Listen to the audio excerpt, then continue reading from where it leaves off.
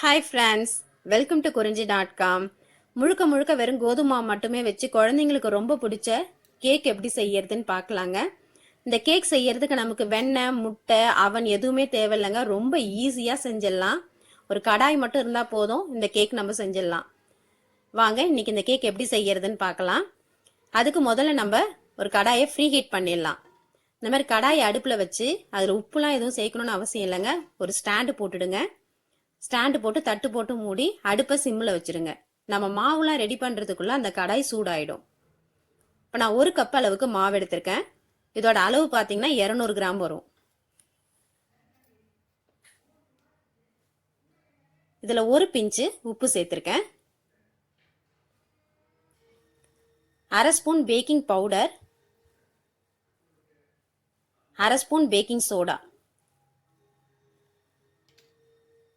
இதெல்லாத்தையும் சேர்த்து இந்த மாவை ஒரு 3 தடவை சளிச்சு எடுத்துக்கலாங்க. திரும்ப திரும்ப 3 தடவை சலிக்கும் போது தான் இந்த உப்பு, பேக்கிங் பவுடர், பேக்கிங் சோடாலாம் நல்லா கலந்து நம்மளோட கேக் வந்து நல்லா உப்பிட்டு மிருதுவாக கிடைக்கும்.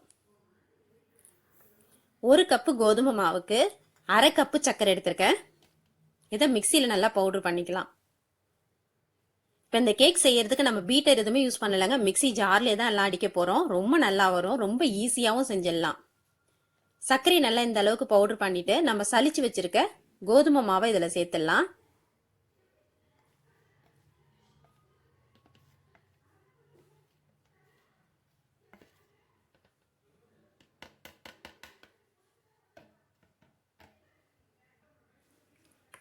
நம்ம எந்த கப்பால கோதுமை மாவு அளந்து எடுத்தோமோ அதே கப்பால 1/2 கப் அளவுக்கு தயிர், 1/4 கப்பு எண்ணெய்,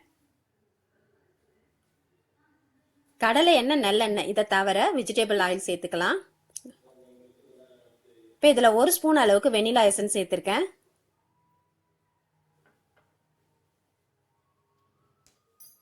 இப்போ இது எல்லாத்தையும் சேர்த்து மிக்சியில் நல்லா அடிச்சு எடுத்துக்கலாங்க. இப்போ நம்மளோட மாவு வந்து நல்லா திக்காக இருக்கும் இந்த மாதிரி. இப்போ இது கூட 1/4 கப் அளவுக்கு பால் சேர்த்துக்கலாம். நம்ம எந்த கப்பால மாவு அளந்து எடுக்கிறோமோ அதே கப்பால தாங்க எல்லாமே நீங்க கணக்கு வச்சுக்கணும். 1/2 கப்பு சர்க்கரை, 1/2 கப்பு தயிர், 1/4 கப்பு எண்ணெய், 1/4 கப்பு பால். இதை நம்ம சேர்த்து செய்யும் போது நம்மளோட கேக் மாவு இந்த மாதிரி கரெக்டான பதத்துல வரும். நல்லா இட்லி மாவு பதத்துல இருந்ததுன்னா நம்மளோட கேக்கு கரெக்டா இருக்கும். இந்த மாதிரி கேக் டின் எடுத்துக்கோங்க. இந்த டின் இல்லைனாலும் பரவாயில்ல, டிஃபன் பாக்ஸ் நம்ம வீட்டில் இருக்க டிஃபன் பாக்ஸில் கூட செய்யலாம். இப்போ இதில் கொஞ்சமாக நான் வந்து வெண்ணெய் தடவிருக்கேன். தடவிட்டு இதுக்கு மேலே ஒரு பட்டர் பேப்பர் போட்டிருக்கேன். இந்த பட்டர் பேப்பர் போடலனாலும் ஒன்றும் பிரச்சனை இல்லைங்க.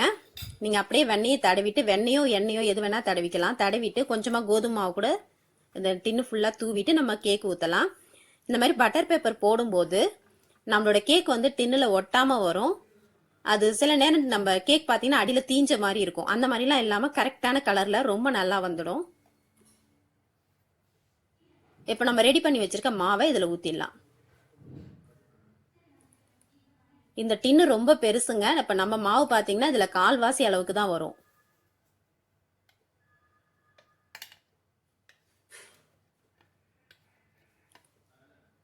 ரொம்பவே ஈஸியாக இந்த கேக்கை நம்ம குழந்தைங்களுக்கு செஞ்சு கொடுத்துடலாம்.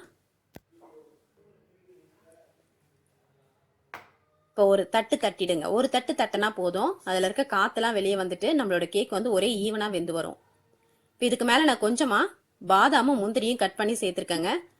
நீங்கள் அந்த டூட்டி ஃப்ரூட்டி கூட போடலாம், ரொம்ப நல்லாயிருக்கும். இது பார்க்க ரொம்ப நல்லாயிருக்கும் இந்த கேக்கு.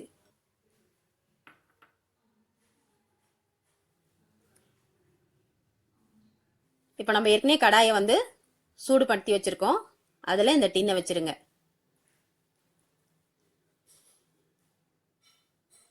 இப்போ தட்டு போட்டு மூடிடலாம். கரெக்டாக இந்த கேக்கு வேவறதுக்கு 25 நிமிஷம் ஆகும். முதல்ல ஒரு 10 நிமிஷம் மீடியம் ஃப்ளேமில் வைங்க. அதுக்கு அடுத்து உள்ள 15 நிமிஷத்தை லோ ஃப்ளேமில் வச்சுட்டிங்கன்னா நம்மளோட கேக் கரெக்டாக வெந்திருக்கும். இப்போ நம்ம கேக் கரெக்டாக வந்திருக்கான்னு பார்க்கறதுக்கு இந்த மேலே நல்லா ஃப்ளஃபியாக இருந்தாலே நம்ம கேக் நல்லா வந்திருக்குன்னு அர்த்தங்க. நீங்கள் கேக் நம்ம சரியாக செய்யலைன்னா அது உள்ள பள்ளம் வாங்கின மாதிரி ஆகிடும். இப்போ நம்மளோட கேக் கரெக்டாக வந்திருக்கு பாருங்க. இப்போ நம்ம இதை ஒரு கத்தியால் குத்தி பார்த்தா கொஞ்சம் கூட ஒட்டாமல் வந்ததுன்னா நம்ம கேக் வெந்துடும். கரெக்டாக நீங்கள் 25 நிமிஷம் வச்சாலே உங்கள் கேக் வெந்திருக்கும். இப்போ இதை எடுத்து நல்லா ஆற விட்டுடுங்க. டின்னு கொஞ்சம் கூட சூடு இல்லாமல் ஆறுனதுக்கப்புறம் நம்ம இந்த டின்லேருந்து கேக் எடுத்துடலாம். நம்ம அளவுகளை மட்டும் கரெக்டாக சேர்க்கும் போது நம்மளோட கேக் கரெக்டாகவே வருங்க. பயப்படாமல் செய்யலாம், பிகினர்ஸ் கூட செய்யலாம். இதை ரொம்ப ஈஸியான ஒரு மெத்தட் இது. இப்போ பாருங்க, அது ஆறின உடனே நம்ம டின்னை விட்டு தானாகவே நவுந்துடுது பாருங்க, லூஸ் ஆகிடும் இந்த கேக்கு. இப்போ நம்ம இதை ஒரு பிளேட்டுக்கு மாற்றிக்கலாம்.